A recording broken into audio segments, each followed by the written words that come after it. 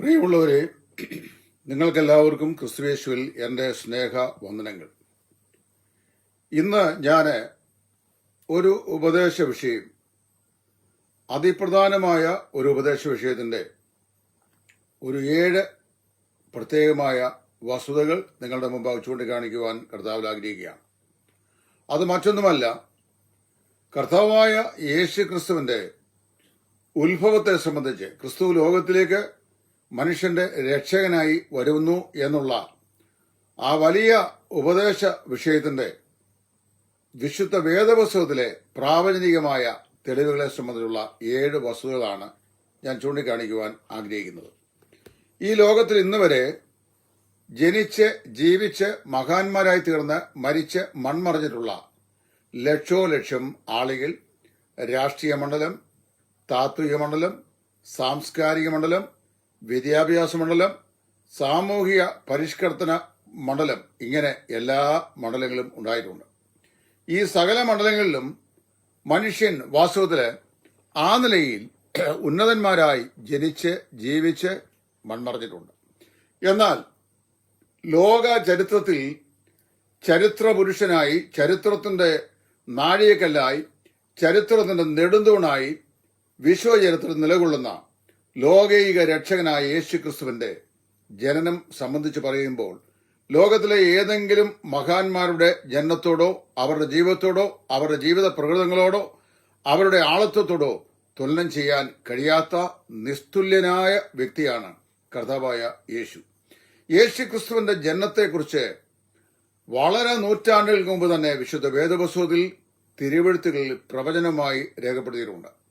അപ്പോസ്തലനായ പൗലോസ് ഇസ്രായേൽ ജനത്തിന്റെ ഇടയിലെ പ്രശസ്തനായി താൻ ജീവിച്ചിരുന്ന ആ കാലഘട്ടത്തിലെ യഹൂദന്മാരുടെ മതപഠന സർവകലാശാലയായ ഹില്ലേൽ യൂണിവേഴ്സിറ്റിയുടെ ചാൻസലറായിരുന്ന ഡോക്ടർ ഗമാലിയേലിന്റെ പാദപീഠത്തിലിരുന്ന് ന്യായപ്രമാണം സൂക്ഷ്മമായി റിസർച്ച് ചെയ്ത് പഠിച്ച ഒരു വ്യക്തിയാണ്. ഒരു സാധാരണക്കാരനായ ആളല്ല. എന്നാൽ അദ്ദേഹത്തെ വേണമെങ്കിൽ എന്ത് ചെയ്യാം, ന്യായപ്രമാണത്തിന്റെ സൂക്ഷ്മമായ നിലയിൽ പഠിച്ച പണ്ഡിതൻ എന്ന് നമുക്ക് പറയാം.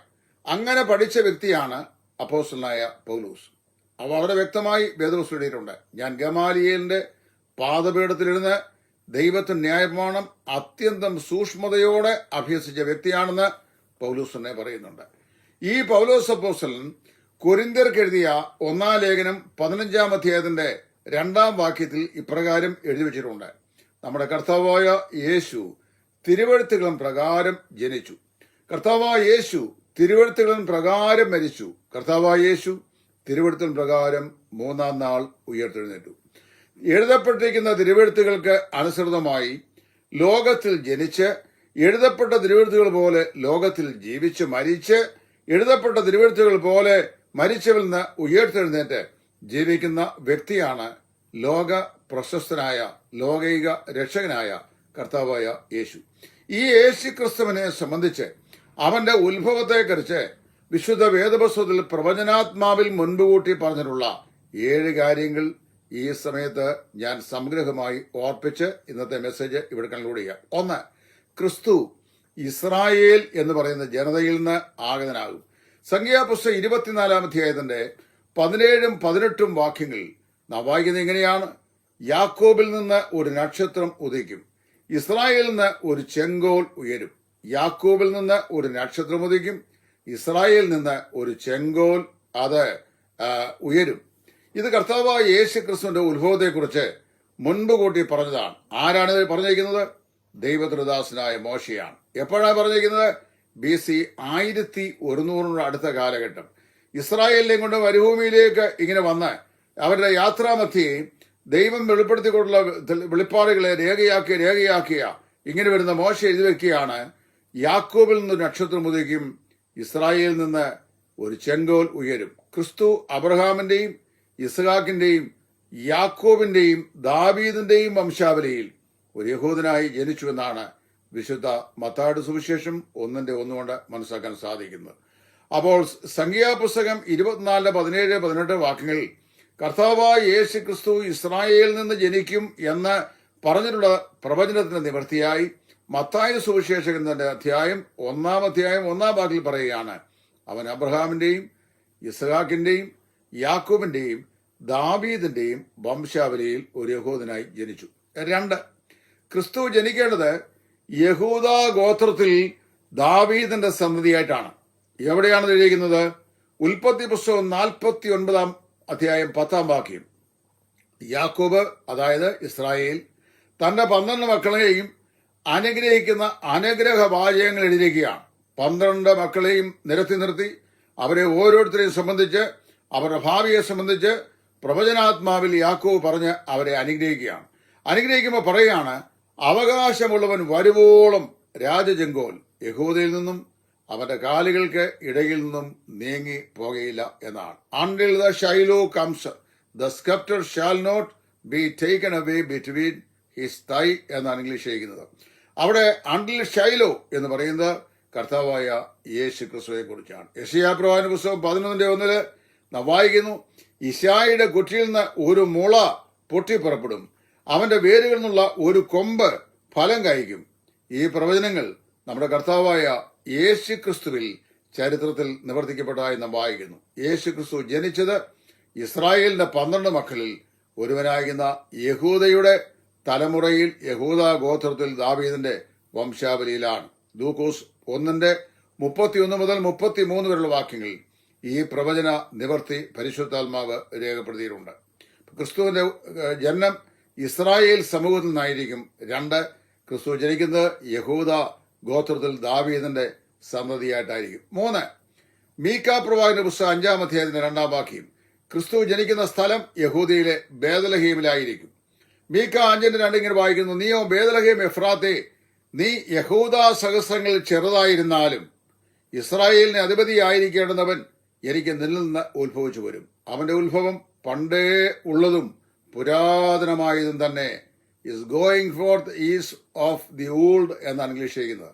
അവൻ പണ്ടേ പുറപ്പെട്ടു വരുന്നവനാണ്, നിത്യത മുതലേ പുറപ്പെട്ടു വരുന്നവനാണ്. നിത്യത മുതലേ പിതാവായ ദൈവത്തിൽ നിന്ന് പുറപ്പെട്ടു വരുന്നവനാണ് കർത്താവായ യേശു. അവൻ എവിടെ ജനിക്കും? യഹൂദയിലെ ബേത്ലഹേമിൽ ജനിക്കും. മഹാനായ സോക്രട്ടീസ് തത്വചിന്തകനായിരുന്നു. BC 500 കാലത്ത് ഗ്രീസിലെ ഏതൻസിൽ ജീവിച്ചയാളാണ്. സോക്രട്ടീസിന്റെ ജനനത്തിനു മുമ്പ് അദ്ദേഹം ഏതൻസിൽ ജനിക്കുമെന്ന് അന്നത്തെ കാലത്തെ തത്വചിന്തകന്മാരും മതപണ്ഡിതന്മാരും ആരും മുൻപ് കൂട്ടി പറഞ്ഞിട്ടില്ല. ഇന്ത്യയുടെ രാഷ്ട്രപിതാവായിരുന്ന മഹാത്മാഗാന്ധി ഗുജറാത്തിലെ പോർബന്തറിൽ ജനിക്കുമെന്ന് ഒരു രാഷ്ട്രീയക്കാരനും ഇവിടുത്തെ ജ്യോത്സ്യന്മാരും ഇവിടുത്തെ യാതൊരു വേദാന്തികളും മുൻപ് കൂട്ടി പറഞ്ഞിട്ടില്ല. അങ്ങനെ ലോകത്തിലെ ഒരു മത നേതാവോ ഒരു രാഷ്ട്രീയ നേതാവോ ഒരു സ്വാതന്ത്ര്യ വിമോചക കർത്താവോ സാമൂഹിക പരിഷ്കർത്താവോ തത്വശാസ്ത്രിയോ ആരും തങ്ങൾ എവിടെ ജനിക്കുമെന്ന് ആരും മുൻകൂട്ടി പറഞ്ഞിട്ടില്ല. കർത്താവായ യേശു ക്രിസ്തുവിനെ കുറിച്ച് പറയുമ്പോൾ ഏതാണ്ട് BC 400-നും 350-നും ഇടയ്ക്ക് പ്രവചിച്ച മീക്ക പ്രവാചകൻ തന്റെ പ്രവാചക പുസ്തകം 5 അധ്യായത്തിന്റെ 2 വാക്യത്തിൽ വിളിച്ചു പറയുകയാണ്, നീ ബേത്ലഹേം എഫ്രയത്തെ, നീ യഹൂദ പ്രഭുക്കന്മാർ സഹസ്രങ്ങളിൽ ചെറുതായിരുന്നാലും നിനക്ക് അധിപതിയായിരിക്കുന്നവൻ എനിക്ക് നിന്നിൽ നിന്ന് ഉത്ഭവിച്ചു വരും. അവന്റെ ഉത്ഭവം പണ്ടേ ഉള്ളതും പുരാതനവും തന്നെ. ലൂക്കോസ് 2:4 മുതൽ 7 വാക്കിൽ വായിക്കുമ്പോൾ യേശു ക്രിസ്തു യഹൂദയിലെ ബേത്ലഹേമിൽ ജനിച്ചു എന്നാണ് വായിക്കുന്നത്. യേശു യഹൂദയിലെ ബേത്ലഹേമിൽ ജനിച്ചു എന്ന് പറഞ്ഞപ്പോൾ ഹെരോദാവ് വിഹ്വലനായി അദ്ദേഹം ശാസ്ത്രിമാരെ വിളിച്ച് കൊട്ടാരത്തിൽ വരുത്തി മെസ്സിയ ജനിക്കുന്നത്, ക്രിസ്തു ജനിക്കുന്നത് എവിടെയെന്ന് ചോദിച്ചു. അവർ ന്യായപ്രമാണം സൂക്ഷ്മമായി അന്വേഷിക്കുന്നവരാണ്. അവർ പറഞ്ഞു, അവൻ ജനിക്കുന്നത് യഹൂദയിലെ ബേത്ലഹേമാണ്. ക്രിസ്തു ബേത്ലഹേമിൽ ജനിച്ചു. അവന്റെ ജന്മസ്ഥലം മുൻപ് കൂട്ടി പ്രവചിച്ചിരുന്നു. 4, യേശു കന്യകയുടെ സുതനായി ജനിക്കും. അതായത് പുരുഷബന്ധം കൂടാതെ വിവാഹപ്രായമായ ഒരു കന്യക, പുരുഷൻ സ്പർശിക്കാത്ത ഒരു സ്ത്രീയിൽ നിന്ന് യേശു ഭൂജാതനാകും എന്നാണ് പ്രവചനം. എവിടെയാണ് എഴുതിയിരിക്കുന്നത്? യെശയ്യാ പ്രവാചകന്റെ പുസ്തകം 7:14. കന്യക ഗർഭിണിയായി ഒരു മകനെ പ്രസവിക്കും, അവന് ഇമ്മാനുവേൽ എന്ന് പേർ വിളിക്കപ്പെടും. അവിടെ കന്യക ഗർഭിണിയായി ഒരു മകനെ പ്രസവിക്കും എന്ന് പ്രവാചകൻ ആഹാസ് രാജാവിന് അടയാളമായി പറയുകയാണ്. തനിക്ക് വിരോധമായി വരുന്ന ദമേശക്കും രസീനും 2 രാജാക്കന്മാരും രാജ്യങ്ങളും, ആ രാജ്യങ്ങൾ ഇസ്രായേലിനെ ആക്രമിക്കുകയില്ല, യഹൂദയെ ആക്രമിക്കുകയില്ല, അതിനെ തകിടം മറിക്കുകയില്ല എന്നതിലേക്ക് സ്വർഗത്തിലെ ദൈവം യെശയ്യാ പ്രവാചകൻ മുഖാന്തരം ആഹാസ് രാജാവിനുള്ള അടയാളമാണ്. Now the virgin shall be found with a child whose name shall be called Emmanuel. That means God with us. കന്യക ഗർഭിണിയായി ഒരു മകനെ പ്രസവിക്കും, അവന് ഇമ്മാനുവേൽ എന്ന് പേർ വിളിക്കും. മത്തായി 1:18, 22, 23 വാക്യങ്ങളിൽ ഈ പ്രവചനം നിവൃത്തിയായി ക്രിസ്തു കന്യകയുടെ സുതനായി ഈ ഭൂമിയിൽ ജനിച്ചു. പുരുഷ ബന്ധമില്ലാതെ ജനിച്ചു. മത്തായി പറയുമ്പോൾ യോസേപ്പ് എന്ന് പറയുന്ന യഹൂദ ഗോത്രത്തിൽപ്പെട്ട ഒരു യുവാവിന് വേണ്ടി മറിയ എന്ന് പറയുന്ന ഒരു യുവതിയെ, കന്യകയായ യുവതിയെ വിവാഹം നിശ്ചയം ചെയ്തിരുന്നു. അവർ കൂടി വരും മുമ്പേ എന്ന് പറഞ്ഞാൽ before they were coming together in married life അവൾ ഗർഭിണിയായി, പരിശുദ്ധാത്മാവിനാൽ ഗർഭിണിയായി. അവൻ കന്യകാസുതനായി ഭൂമിയിൽ ജനിച്ചു. 5, ക്രിസ്തുവിന്റെ ആഗമന സമയം കൃത്യമായി പറഞ്ഞിട്ടുണ്ട്. ഏത് സമയത്താണ് യേശു ജനിക്കുന്നത്? അതായത് റോമാ സാമ്രാജ്യം, പിന്നെ അതുപോലെ തന്നെ ലോകത്തിലെ ബാബിലോൺ സാമ്രാജ്യം, മേദോ പെർസ്യ സാമ്രാജ്യം, അതുപോലെ അസീറിയൻ സാമ്രാജ്യം, ലോകത്തിലെ തത്വശാസ്ത്ര മണ്ഡലം, മതമണ്ഡലം, സാംസ്കാരിക മണ്ഡലം എല്ലാം വിമോചകനായ പൂർണ്ണതയുള്ള ഒരു മനുഷ്യന്റെ ആഗമനത്തിന് വേണ്ടി കാത്തിരിക്കുകയും ഒരു ലോകൈക വീണ്ടെടുപ്പുകാരനെ ലഭിക്കുന്നുള്ള പ്രതീക്ഷ കൈവിടാതെ കാത്തിരിക്കുകയും ചെയ്ത നാളുകളിൽ നമ്മൾ വായിക്കുന്നു ക്രിസ്തു എപ്പോഴാണ് വെളിപ്പെടുന്നത്. മുൻകൂട്ടി പറഞ്ഞു. ആരുടെയെങ്കിലും ജനനത്തെക്കുറിച്ച് കൃത്യമായി സമയം രേഖപ്പെടുത്തിയിട്ടുണ്ടോ? ഇന്ന ആണ്ട് ഇത്രാ മാസം ഇത്രാം തീയതി ഇന്ന സമയത്ത് ഇന്നയാൾ ജനിക്കുമെന്നില്ല. എന്നാൽ ക്രിസ്തുവിനെ കുറിച്ച് പറയുന്നത് അവന്റെ ആഗമന സമയം കൃത്യമായി പറഞ്ഞിട്ടുണ്ട്. ദാനിയേൽ 9:24 മുതൽ 26 വരെയുള്ള വാക്യങ്ങൾ. ബാബേൽ പ്രവാസത്തിലേക്ക് പോയ ഇസ്രായേൽ ജനത്തിന്റെ ബാബേൽ പ്രവാസ കാലഘട്ടം എത്രയായിരിക്കും? യെരൂശലേമിലേക്ക് മടങ്ങി വരുവാൻ അവർക്ക് സാധിക്കുമോ? ഈ ജനത്തിന്റെ ഭാവി എന്തായിരിക്കും എന്നോർത്ത് വളരെ ചിന്താഭാരമുള്ളവനായി ശൂഷൻ രാജധാനിയിൽ കഴിയുന്നു പ്രവാചകനായ ദാനിയേൽ. അപ്പോൾ ദൈവത്തിന്റെ ദൂതനായിരിക്കുന്ന ഗബ്രിയേൽ മുഖാന്തരം പരിശുദ്ധനായ ദൈവം തമ്പുരാൻ ഗബ്രിയേൽ എന്ന് പറയുന്ന പ്രധാന ദൂതന്റെ കൈവശം ഇസ്രായേലിന്റെ ഭാവി കാര്യ പരിപാടികളെ സംബന്ധിച്ചുള്ള ഒരു കാലക്കണക്ക് എഴുതി ഈ പ്രവാചകനായ ദാനിയേലിനെ കൊടുക്കാൻ വേണ്ടി അവനെ പറഞ്ഞയച്ചു. അവൻ പറയാണ്, അതിക്രമത്തെ തടസ്സം ചെയ്ത് പാപങ്ങളെ മുദ്രയിടുവാനും അകൃത്യത്തിന് പ്രായശ്ചിത്തം വരുത്തുവാനും അതുപോലെ നിത്യനീതി വരുത്തുവാനും ദർശനവും പ്രവചനവും മുദ്രയിടുവാനും 70 ആഴ്ചവട്ടം നിയമിച്ചിരിക്കുന്നു. 62 ആഴ്ചവട്ടം കഴിഞ്ഞിട്ട് അഭിഷക്തൻ ഛേദിക്കപ്പെടും. നിശ്ചയിക്കപ്പെട്ട സമയത്ത് ക്രിസ്തു ക്രൂശനായി. അതായത് 62 ആഴ്ചകൾ കൊണ്ട് യെരുശലേമിനെ യഥാസ്ഥാനത്താക്കി പണിയുവാൻ കൽപ്പന പുറപ്പെട്ടതു മുതൽ അഭിഷക്തനായ പ്രഭുവിന്റെ ഛേദനം, അഭിഷക്തൻ എന്ന് ക്രിസ്തുവിന്റെ ക്രൂശിലെ മരണം വരെ 69 ആഴ്ചവട്ടം, അതായത് 473 സംവത്സരങ്ങൾ. ഇത് പ്രാവചനികമായ സംവത്സരങ്ങളാണ്. 70 ആഴ്ചവട്ടങ്ങളുടെ പ്രവചനമാണ് ലഭിക്കുന്നത്. ഒരാഴ്ചവട്ടം എന്ന് പറയുന്നത് 7 വർഷങ്ങൾ കൂടുന്നതാണ്. 70 ആഴ്ചവട്ടം സമയം 490 വർഷം.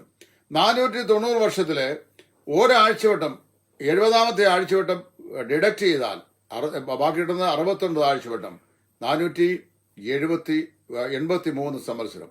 483 സംവത്സരങ്ങൾ കൊണ്ട് യെരുശലേമിന്റെയും വീതിയും കിടങ്ങുമായി പണിയും, ഇസ്രായേലിന്റെ സെറ്റിൽമെന്റ് ഉണ്ടാവും, ബാബേൽ പ്രവാസം അവസാനിക്കും. അവിടെ ഒരുപാട് കാര്യപരിപാടികൾ ദൈവത്തിന്റെ പ്രാവചനിക ശില്പത്തിൽ അരങ്ങേറിയിരിക്കും. 69 ആഴ്ചവട്ടം കഴിയുമ്പോൾ, അതായത് 62 ആഴ്ചവട്ടം കഴിഞ്ഞിട്ട് അഭിഷക്തൻ ഛേദിക്കപ്പെടും. നമ്മൾ വായിക്കുന്നു 70 ആഴ്ചവട്ടം നിമിഷം ചെയ്തു, 62 ആഴ്ചവട്ടം കഴിഞ്ഞിട്ട് അഭിഷക്തൻ ഛേദിക്കപ്പെടും. നമ്മുടെ കർത്താവായ യേശു ക്രിസ്തു കൃത്യമായി ഇവിടെ ദാനിയേൽ പ്രവാചക പുസ്തകം 9:24 മുതൽ 26 വാക്കിൽ പറയപ്പെട്ടിരിക്കുന്ന കാലഘട്ടത്തിനുള്ളിൽ ഭൂമിയിൽ വെളിപ്പെടുകയും തന്നെത്താൻ ലോകത്തിന് വിളംബരം ചെയ്യുകയും ക്രൂശന്മേൽ മരിക്കുകയും ചെയ്തു. അതിനു മുമ്പ് ഉള്ള ആരും ക്രിസ്തു ആയിരുന്നില്ല, അതിന് ശേഷവും ആരും ക്രിസ്തു ആയിരുന്നില്ല.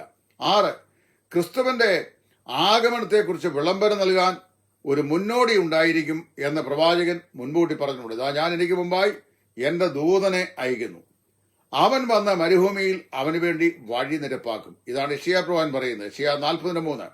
മരുഭൂമിയിൽ യഹോവയ്ക്ക് വഴിയൊരുക്കുവീൻ, നിർജ്ജന പ്രദേശത്ത് നമ്മുടെ ദൈവത്തിന് ഒരു പെരുവഴി നിരപ്പാക്കുവീൻ. ഈ പ്രവചനാംശം യോഹന്നാൻ സ്നാപകനിൽ നിവർത്തിക്കപ്പെട്ടു. മത്തായി 3:3 വായിക്കുമ്പോൾ ആ കാലത്ത് യോഹന്നാൻ സ്നാപകൻ യഹൂദ്യ മരുഭൂമിയിൽ വന്നു.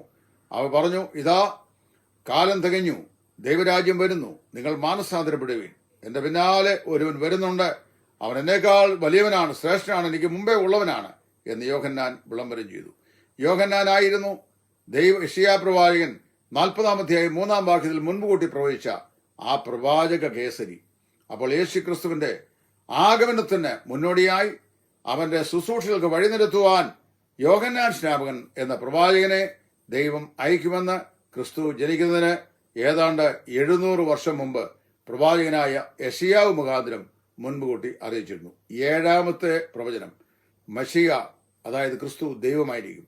യെശയ്യാവ് 9:6 നമുക്കെല്ലാവർക്കും അറിയാവുന്ന വചനഭാഗമാണ്. നമുക്കൊരു ശിശു ജനിച്ചിരിക്കുന്നു, നമുക്കൊരു മകൻ നൽകപ്പെട്ടിരിക്കുന്നു, ആധിപത്യം അവന്റെ തോളിലിരിക്കും, അവൻ അത്ഭുതമന്ത്രി, വീരനാം ദൈവം, നിത്യപിതാവ്, സമാധാന പ്രഭു എന്ന പേർ വിളിക്കപ്പെടും.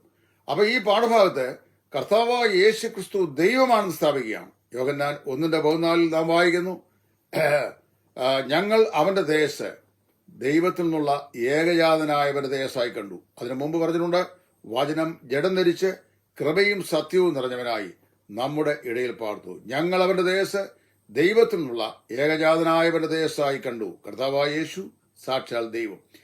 7 കാര്യങ്ങളാണ് ഞാൻ ക്രിസ്തുവിന്റെ ജന്മം സംബന്ധിച്ച് ഇവിടെ പ്രഖ്യാപിച്ചത്. ഇതെല്ലാം തിരുവെഴുത്തിൽ മുൻകൂട്ടി പറഞ്ഞ കാര്യങ്ങളാണ്. 1, ക്രിസ്തു ഇസ്രായേലിൽ നിന്ന് ആഗതനാകും. 2, ക്രിസ്തു ജനിക്കേണ്ടത് യഹൂദ ഗോത്രത്തിൽ ദാവീദിന്റെ സന്തതിയായിട്ടാണ്. 3, ക്രിസ്തു ബേത്ലഹേമിൽ ജനിക്കും. 4, ക്രിസ്തു കന്യകയുടെ സന്തതിയായി ജനിക്കും. 5, ക്രിസ്തുവിന്റെ ആഗമന സമയം കൃത്യമായി പറഞ്ഞിട്ടുണ്ട്.